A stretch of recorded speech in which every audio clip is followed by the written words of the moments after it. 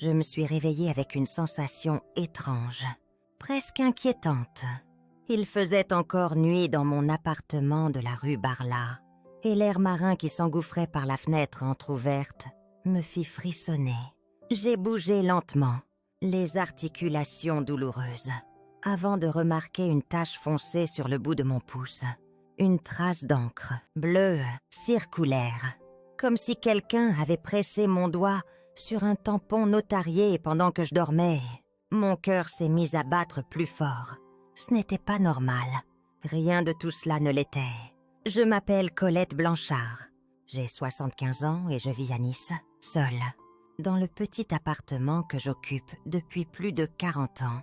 Toute ma vie, j'ai vendu des fleurs dans les rues du Vieux-Nice. Je poussais mon chariot dès l'aube. Été comme hiver, criant les noms des saisons mimosa, pivoinesse, œillet, lavande. C'était dur, mais c'était honnête. Je n'ai jamais eu grand-chose, sauf ce toit au-dessus de ma tête, payé à la sueur de mon front, et les souvenirs qu'il contient. Ce toit-là, je l'avais acheté avec mon mari André. Non, il est parti trop tôt. Une saloperie de cancer du poumon. Depuis, je me suis accrochée à ce qu'il restait. Les murs, les meubles, le silence, après sa mort. J'ai recueilli ma sœur Élise et sa fille Amélie. Elles n'avaient plus rien. Alors je les ai prises avec moi. J'ai vendu ma bague de fiançailles pour qu'Amélie puisse entrer à l'école privée. J'ai partagé tout ce que j'avais, même ce que je n'avais pas. Et puis le temps a passé. Élise est tombée malade à son tour. Et je me suis retrouvée à élever Amélie presque seule. Elle avait les clés de chez moi. Elle venait m'apporter des plats, faire quelques courses, m'aider à installer les guirlandes à Noël. Je croyais qu'on était unis. Je croyais que je pouvais lui faire confiance. Je lui avais même donné une procuration bancaire limitée pour qu'elle puisse payer quelques factures à ma place quand j'étais fatiguée. Une formalité. Pensais-je, une preuve d'amour, de reconnaissance. Quelle naïveté. Mais cette encre, ce matin-là, tout a basculé. J'ai trouvé sur la table une enveloppe étrange, sans timbre ni cachet, comme glissée par une main discrète. À l'intérieur, une copie d'un acte notarié. Un transfert de propriété. Mon appartement cédé à Amélie, avec mon empreinte comme signature. Je n'ai jamais signé ça. Je n'ai jamais donné mon accord. Et pourtant, tout semblait légal. Le nom du notaire, la date, le chaud. Ma main tremblait. Ma gorge était sèche. J'avais l'impression d'avoir été violée, dans mon sommeil, dans mon intimité, dans ce qu'il me restait de dignité. Et le plus terrible, c'est que je n'avais rien vu venir.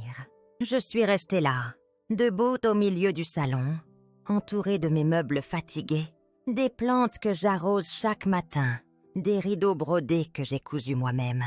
Tout ce que j'étais, tout ce que j'avais construit, venait d'être effacé d'un coup de tampon et d'un sommeil trop profond. Une trahison invisible, silencieuse, calculée. Mais je n'allais pas me laisser faire.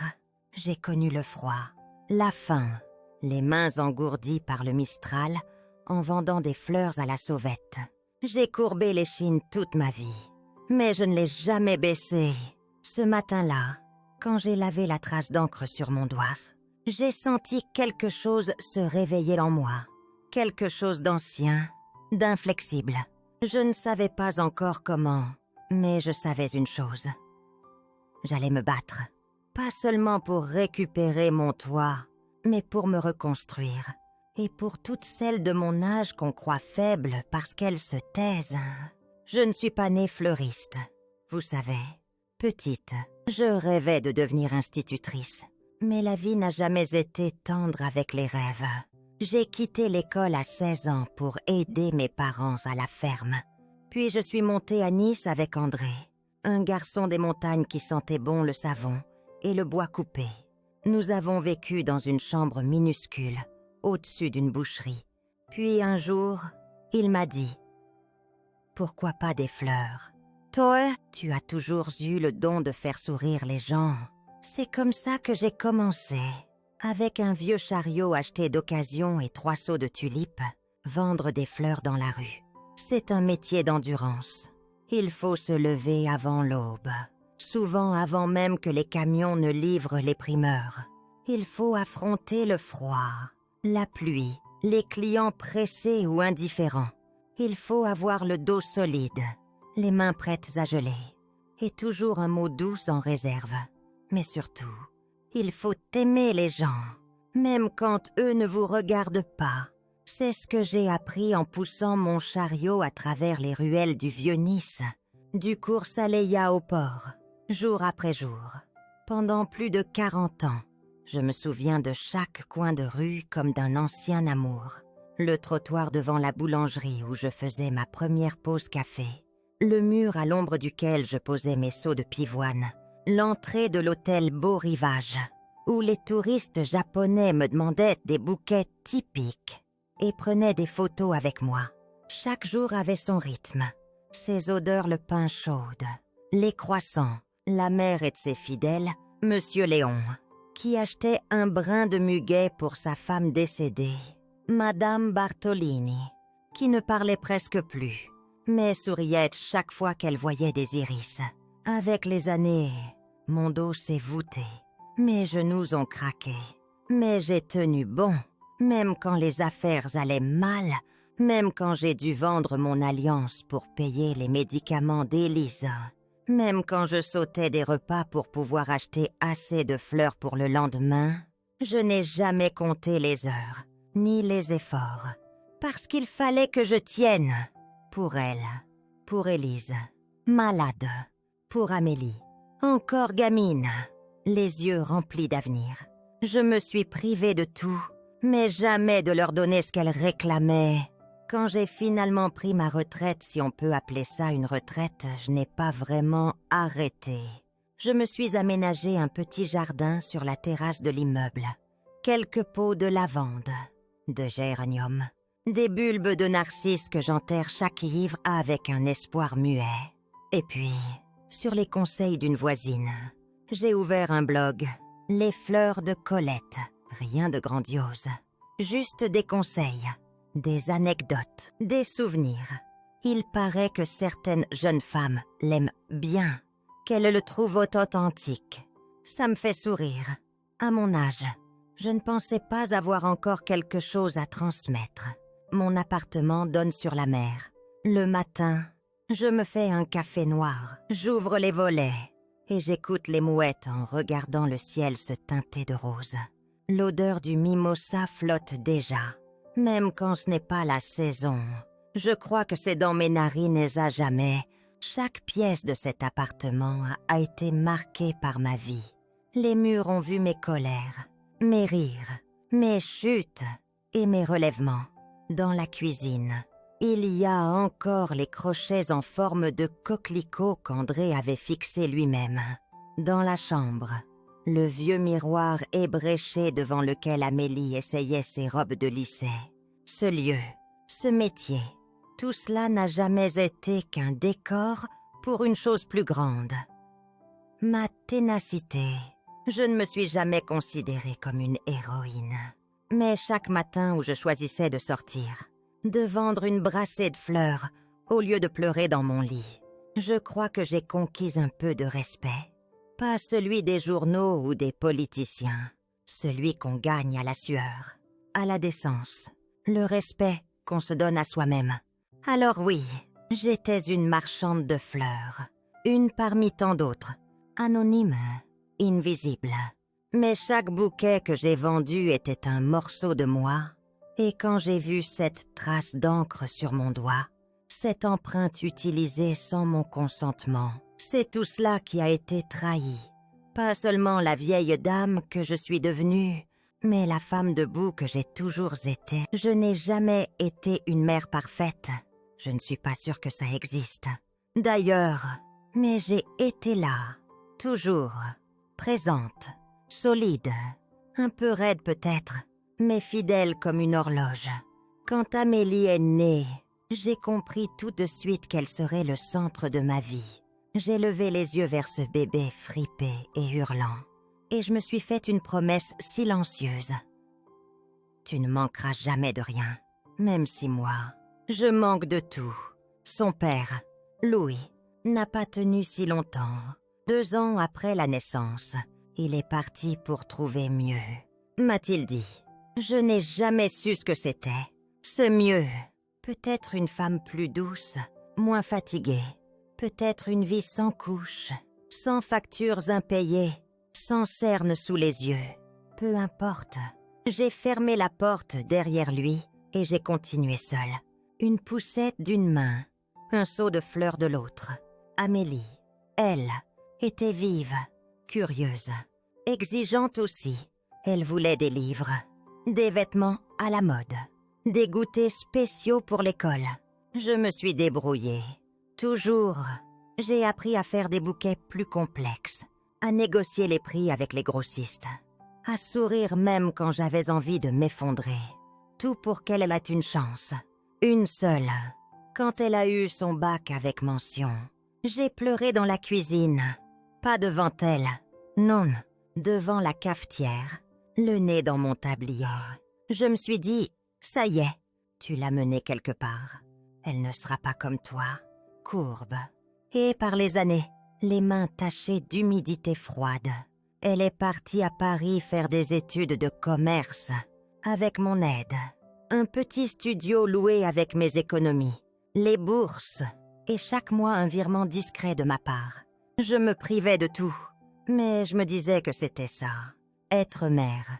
Donne jusqu'à ce qu'il ne reste rien. Et puis un jour, les appels se sont espacés. Les messages sont devenus plus brefs. Les visites, rares. Je me disais qu'elle était occupée, et peut-être que c'était vrai.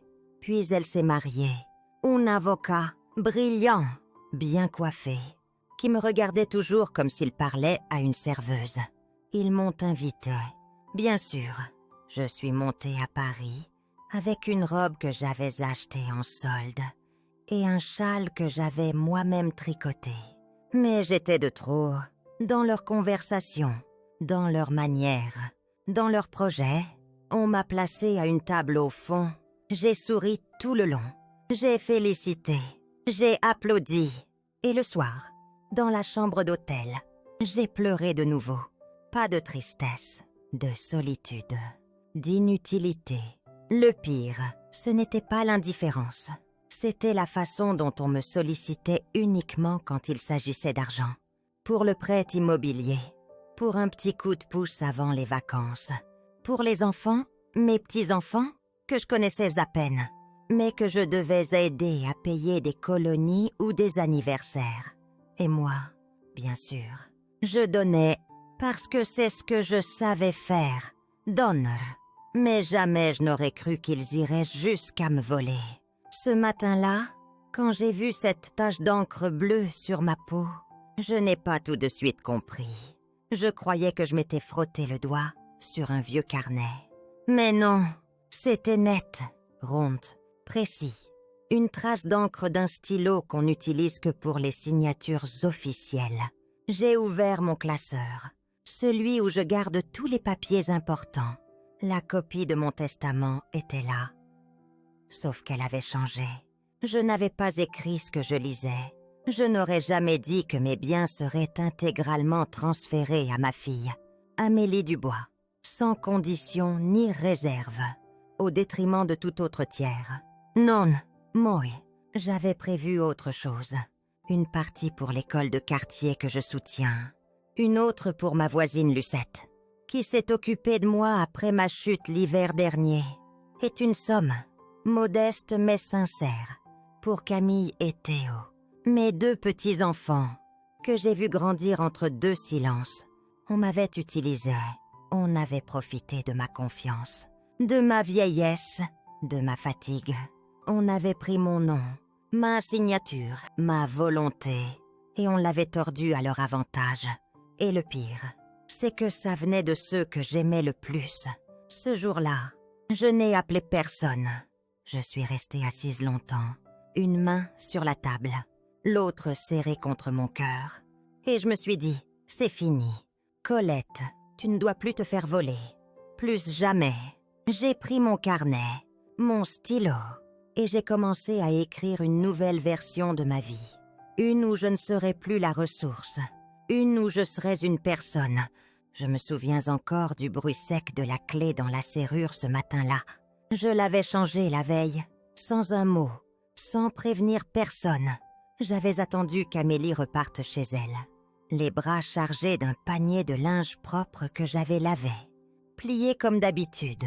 Mais cette fois-ci, j'étais restée derrière la porte, figée, les doigts tremblants autour de la poignée. Mon cœur battait si fort qu'il couvrait presque le silence pesant de l'appartement. Quand la serrure a tourné dans le vide et que j'ai entendu sa voix de l'autre côté. Incrédule. « Mamie, c'est quoi ce délire? Tu as changé la serrure. » J'ai su que je venais de franchir un point de non-retour. Je n'ai pas répondu. Je n'avais plus envie de m'expliquer. Ce que je ressentais n'était pas de la colère, ni même de la tristesse. C'était une forme de lucidité froide, une clarté nouvelle. On m'avait trahi, on avait volé ma signature, mon droit, ma confiance. Et je n'allais plus être la grand-mère douce et tnive qui acceptait tout par amour. Après cette nuit où j'avais découvert l'encre sur mes doigts et les documents falsifiés, j'étais passée par une tempête d'émotions. J'avais douté de ma mémoire, de ma perception, de moi-même. Mais une chose était certaine. Je n'avais jamais signé ce papier qui offrait ma maison à ma petite fille. Et la vérité me hurlait qu'il était temps d'agir. Le lendemain, je suis allée à la banque. La même où, il y a 6 ans, j'avais signé une procuration en faveur d'Amélie. À l'époque, je croyais bien faire. Elle était si attentionnée. Elle disait vouloir m'aider à gérer mes papiers. J'étais déjà fatiguée. J'avais des oublis. Alors j'ai cédé. Cette fois, j'ai retiré tous ses droits. Le conseiller m'a regardée avec étonnement, comme si une vieille dame de 75 ans ne pouvait pas soudainement reprendre le contrôle de sa vie. Il m'a proposé un café, pensant sûrement que j'étais bouleversée. Mais non, j'étais simplement déterminée. Puis, je suis allée voir Maître Cazenave, le notaire de la famille, un homme droit, discrète, qui m'avait accompagnée lors de l'achat de la maison après la mort d'André. Quand je lui ai parlé de ce qui s'était passé, de ce que j'avais découvert, il a blêmi. C'est du faux en écriture. Colette, vous devez porter plainte. J'ai hoché la tête. Oui, mais avant, je veux changer mon testament. C'était là, dans ce petit bureau au parquet grinçant, que j'ai rédigé un nouveau document. J'ai retiré Amélie comme bénéficiaire. Elle n'hériterait ni de la maison, ni des économies que j'avais péniblement mises de côté. À la place, j'ai désigné une fondation d'aide aux femmes âgées victimes d'abus, car je n'étais certainement pas la seule. J'ai aussi mentionné Élise, ma sœur, mais en des termes strictement symboliques. Une aquarelle de notre mère, rien de plus. Elle, qui avait choisi le silence au lieu de la vérité. En quittant le notaire, j'ai senti un mélange étrange du chagrin, bien sûr, mais aussi un soulagement immense, comme si, en grattant le vernis de la famille parfaite, j'avais enfin trouvé le courage de dessiner mes propres contours. J'avais trop donné, trop supporté. Il était temps de protéger ce qu'il me restait. À la gendarmerie, l'officier m'a reçu avec respect. J'ai montré les preuves, la lettre du cadastre, les documents falsifiés, le témoignage de Pierre, mon voisin, qui avait vu Amélie entrer et sortir en pleine nuit. Il n'y avait plus de doute. La plainte a été enregistrée. Et même si une part de moi hurlait que ce n'était pas possible que ma petite Amélie, celle que j'avais bercée, emmenée à l'école, nourrie pendant que sa mère soignait sa dépression, même si cette part voulait croire à une erreur, une explication, je savais, elle avait franchi la ligne. Je n'ai pas pleuré ce soir-là. Au contraire, j'ai pris un bain chaud, puis je me suis installée devant ma fenêtre, une tasse de verveine à la main. Le ciel au-dessus de Nice était doux, couleur lavande. et les premières étoiles perçaient entre les nuages. Je me suis promis de ne plus jamais me taire, de ne plus jamais sacrifier ma dignité au nom d'un amour dévoyé. Je suis Colette Blanchard, j'ai 75 ans, je suis veuve, fleuriste retraitée, et j'ai survécu à bien des choses. La guerre d'Algérie, la solitude, les fins de mois impossibles, les douleurs dans le dos, l'enterrement de mon mari. Mais ce que je n'accepterai jamais, c'est d'être effacée en silence. Cette maison est la mienne. Mienne. Ces murs ont connu mes rires, mes chagrins, mes sacrifices. Ils ne seront pas la récompense d'un mensonge. Pas tant que je suis en vie. Et maintenant, j'étais prête pour la suite. Je ne m'étais jamais assise sur le banc d'un tribunal.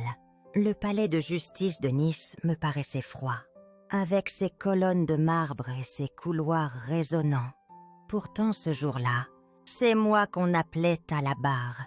Pas pour un vol, pas pour une querelle de voisinage, mais pour défendre ce qui m'avait été volé. Mon nom, ma volonté, et la maison où j'avais enterré la moitié de ma vie. Amélie était là, à quelques mètres. Elle portait un tailleur gris perle, trop élégant, trop sobre, comme si elle cherchait à jouer la respectabilité. Elle ne me regardait pas. Elle fixait le mur en face d'elle, les lèvres pincées, le dos droit. Mais moi, je la voyais encore, petite fille rieuse, les genoux pleins de terre, courant vers moi avec des coquelicots froissés dans les mains. Je n'avais pas engagé d'avocat célèbre, juste un jeune juriste passionné, Maître Girard, recommandé par le notaire. Il croyait en mon dossier. Il m'avait dit d'une voix douce mais ferme: « Madame Blanchard, vous avez été victime. Et cette audience ne vise pas à détruire votre famille. Elle vise à rétablir votre vérité. » La juge m'a invité à témoigner. Mes jambes tremblaient un peu, mais ma voix était étonnamment stable. J'ai raconté tout, depuis le début. La procuration que j'avais signée avec confiance, les visites qui s'étaient espacées, les cadeaux qui avaient peu à peu pris la forme de contrôle. Puis cette nuit étrange avec la tache d'encre et la découverte du changement de propriété sur les papiers du cadastre. Quand je me suis arrêtée, il y a eu un silence lourd. Même le greffier, qui tapait frénétiquement depuis le début, s'était arrêté quelques secondes. Puis Amélie a été appelée. Elle a commencé par nier. Elle disait que tout était en ordre, que j'avais oublié avoir signé, que j'étais confuse depuis quelque temps.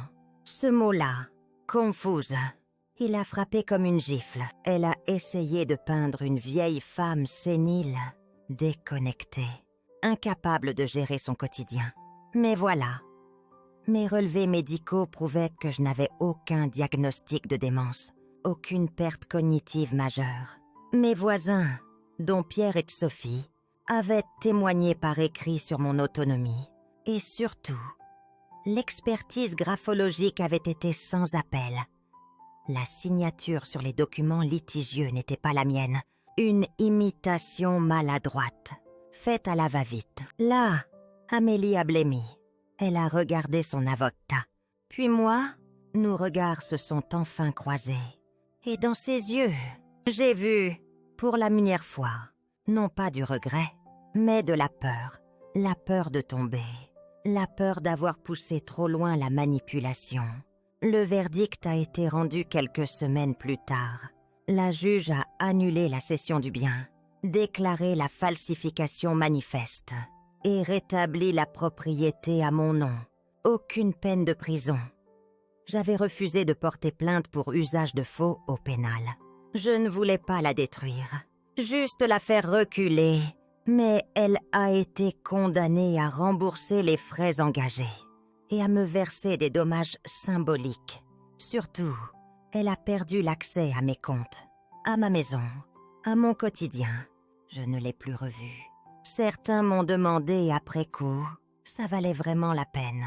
Colette, je réponds toujours, oui, Parce que ce que j'ai regagné n'est pas juste une maison. C'est ma voix. Cette épreuve m'a rendue plus forte. J'ai appris à dire non. J'ai appris à ne plus confondre amour et soumission.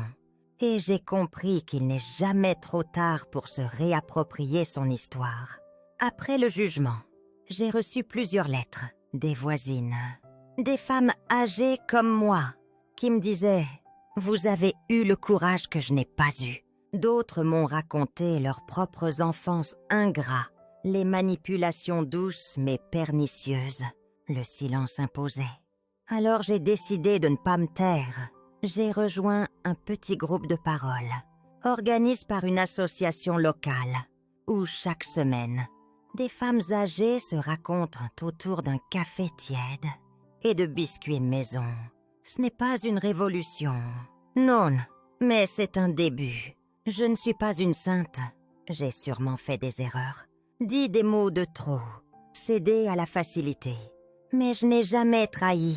Et surtout, je n'ai jamais mérité d'être traitée comme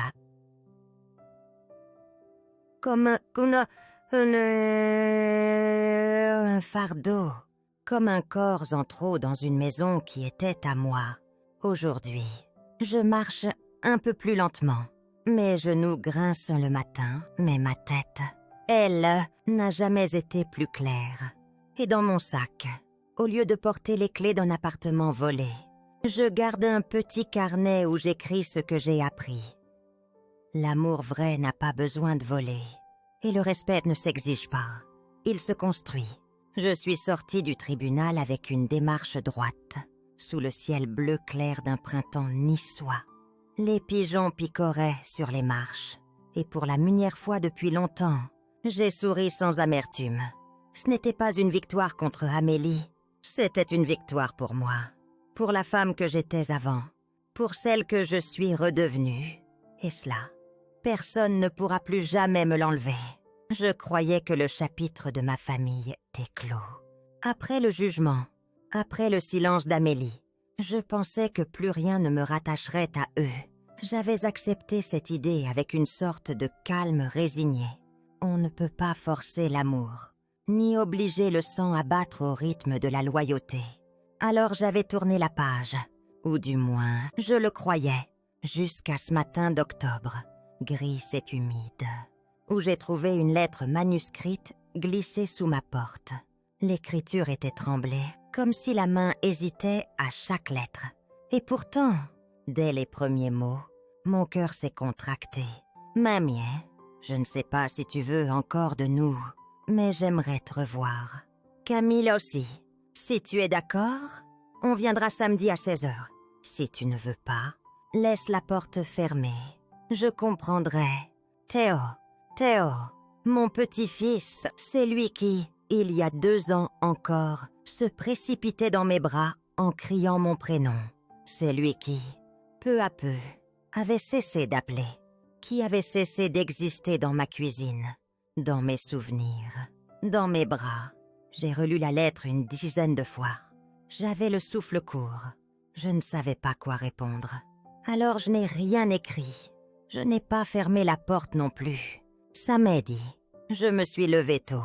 J'ai nettoyé un peu, préparé une tarte aux pommes, juste au cas où, à 16h précises, on a frappé. Un coup sec, timide. Quand j'ai ouvert, ils étaient là. Camille, droite comme un... les cheveux un peu défaits, le regard doux mais fatigué. Et Théo, mon Dieu, Théo. Il avait grandi, il portait une veste trop grande et des baskets usées. Mais c'était toujours lui, ses yeux noisettes, son sourire un peu tordu. Mon sang. Aucun mot n'a été échangé au début. On s'est simplement regardé. Puis il a murmuré « Mamie, tu sens encore la tarte ?» Et j'ai éclaté de rire. Un rire nerveux, bouleversé, soulagé. Je les ai fait entrer. On s'est installé dans la petite cuisine, celle que j'avais réaménagée pour moi seule. Camille a posé les mains autour de sa tasse comme pour y puiser du courage. Et moi, j'ai attendu. Je ne voulais pas forcer. Pas cette fois. C'est elle qui a parlé la première. Je ne savais pas tout. Pas au début. Amélie nous disait que tu devenais confuse, qu'elle t'aidait à tout organiser.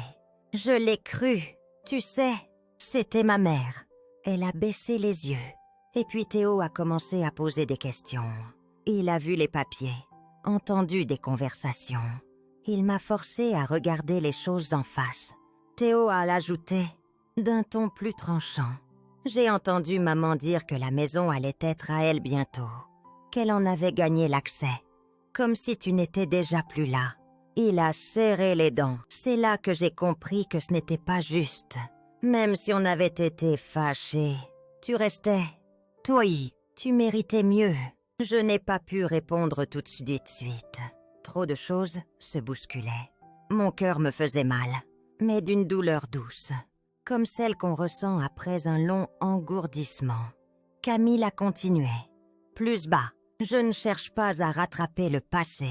Maman, je veux juste que Théo sache d'où il vient, qu'il connaisse la femme qui l'a bercé, qui lui a appris à nouer ses lacets avec des ficelles de pain. Et Théo, en me regardant droit dans les yeux, tu veux bien qu'on revienne?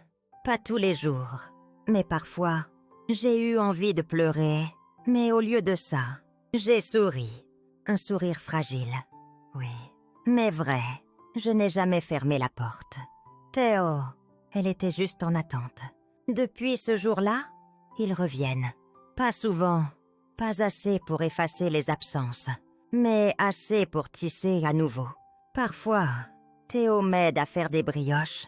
Il râle parce que je n'ai pas de micro-ondes, mais il adore pétrir la pâte. Il appelle mes torchons les rideaux sacrés de Mamie Colette. Il me fait rire. Il me fait vivre. Camille, elle, est plus réservée, mais elle m'embrasse toujours en partant. Et souvent, elle me laisse un petit mot dans le bol à sucre. Une pensée, une blague, une recette.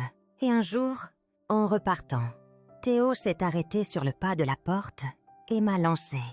Tu sais, mamie, j'ai de raconter à mon prof d'histoire que t'avais gagné au tribunal. Il a dit que t'étais une battante. Une battante, peut-être. Ou simplement une femme qui refuse de s'éteindre. Je ne sais pas quand exactement c'est arrivé. Peut-être un matin de printemps, quand le soleil a traversé les rideaux et que l'odeur du pain grillé s'est mêlée à celle du jasmin. Ou peut-être un dimanche, alors que Théo riait aux éclats en essayant d'ouvrir un vieux bocal de cornichons. Ce n'était pas soudain, c'était comme une saison qui change, sans prévenir une lente bascule vers quelque chose de plus doux, plus chaud, une nouvelle vie. Ma maison, autrefois vide et pleine d'écho, avait retrouvé des bruits, pas ceux des grandes fêtes ni des repas bruyants. Non, mais des bruits simples, une chaise raclée, une radio qui crachote du Charles Aznavour, un robinet qui goûte, un rire d'enfant. Ma maison vivait de nouveau, et moi avec elle. Depuis le procès, j'avais compris une chose essentielle. Il ne suffisait pas de récupérer ses biens pour se reconstruire. Il fallait aussi réapprendre à habiter l'espace, à s'ouvrir, à accueillir. Alors, peu à peu, j'ai changé les choses. J'ai repeint les volets toute seule, d'un bleu pâle que j'adorais. J'ai ressorti mes anciens albums photos. Et surtout, j'ai commencé à écrire. Pas un roman, non, mais des souvenirs, des recettes, des anecdotes, des petits morceaux de moi que je voulais transmettre. Chaque mercredi, Théo venait après l'école. Il s'installait à la table de la cuisine, posait son sac avec un grand soupir dramatique, disait « Alors mamie, aujourd'hui tu me racontes quoi ?» Et moi, je lui parlais de la guerre, de son arrière-grand-père, de la dernière fois que j'avais vu la mère. Je lui racontais comment j'étais tombée amoureuse à 19 ans, comment j'avais vendu mes premières pivoines au marché de Nice. How I cried the night Camille was born. Je ne taisais rien, même mes erreurs, même mes silences, parce qu'il avait le droit de tout savoir. Parce que je ne voulais plus qu'on efface les mères, les grands-mères, sous prétexte qu'elle dérange ou qu'elle vieillisse. Un jour, il m'a demandé « Mamie, t'as pas peur de mourir ?» J'ai souri. « Non !» Mais j'avais peur d'être oubliée. Il n'a rien dit, mais il a posé sa main sur la mienne. Ce simple geste valait tous les serments du monde. Camille venait aussi. De temps en temps, elle m'aidait à classer les papiers, à numériser des photos. On ne parlait pas beaucoup de sa mère. Un silence respectueux s'était installé à ce sujet, comme un drap posé sur une blessure encore sensible. Mais ce silence-là n'était pas douloureux. Il était apaisé. On avait fait la paix avec le passé. Du moins en partie. À ma grande surprise, j'ai été invitée à témoigner dans une maison de retraite voisine pour une journée sur les droits des personnes âgées. J'y suis allée, tremblante, le cœur battant, mais fière. J'ai raconté mon histoire, sans pathos, sans colère. Et j'ai vu des femmes, des hommes, me regarder avec des yeux brillants. Certains pleuraient. Une dame m'a prise dans ses bras à la fin et m'a chuchote. « Vous avez dit tout haut ce que je tais depuis 20 ans. » Depuis, je fais partie d'un petit comité d'accompagnement. On se réunit 2 fois par mois. On parle, on rit, on pleure parfois. Mais surtout, on ne se tait plus, on existe. J'ai aussi adopté une chatte, une boule de poils rousses, un peu grognon, que j'ai appelée Réglisse. Pour le contraste, elle me suit partout, dort sur mes genoux et me regarde comme si j'étais la reine de Saba. Et puis, un jour, Théo est venu avec un vieux cahier à spirale. « Tiens, mamie, c'est pour écrire. Toutes, comme ça. Un jour, je le lirai à mes enfants. Et eux, ils sauront aussi. » Il me l'a tendu avec une sorte de solennité maladroite. Mes mains tremblaient quand je l'ai pris. À l'intérieur, il avait collé une photo de nous deux, prise dans le jardin. J'avais un tablier taché de farine et lui un sourire de pirate. Et là, j'ai compris. La transmission, ce n'était pas qu'une histoire de gènes ou de photos. C'était ce lien invisible tissé d'amour, de récits, de mémoire. Un lien qui résistait au temps, aux disputes, aux absences. Un fil que rien, pas même la trahison, ne pouvait complètement rompre. Aujourd'hui, je n'attends plus de réparation. Je ne cherche plus à comprendre pourquoi Amélie a fait ce qu'elle a fait. Je vis, je me lève avec le soleil, je cuisine pour ceux que j'aime. J'écris dans mon cahier à spirale. Je ris aussi, plus souvent qu'avant. Et parfois, quand Théo s'endort sur le canapé pendant qu'un vieux film passe à la télé, je le regarde et je me dis « j'ai failli tout perdre ». Mais ce que j'ai retrouvé, c'est plus précieux encore. Je ne suis plus seulement Colette Blanchard, l'ancienne fleuriste de la rue Vernier. Je suis Colette, la survivante, la mémoire vivante d'un amour simple. Tenace, une femme debout, une grand-mère présente, une voix qui ne s'éteint plus. Et tant qu'il y aura quelqu'un pour écouter mes histoires, je n'aurai jamais vraiment vieilli.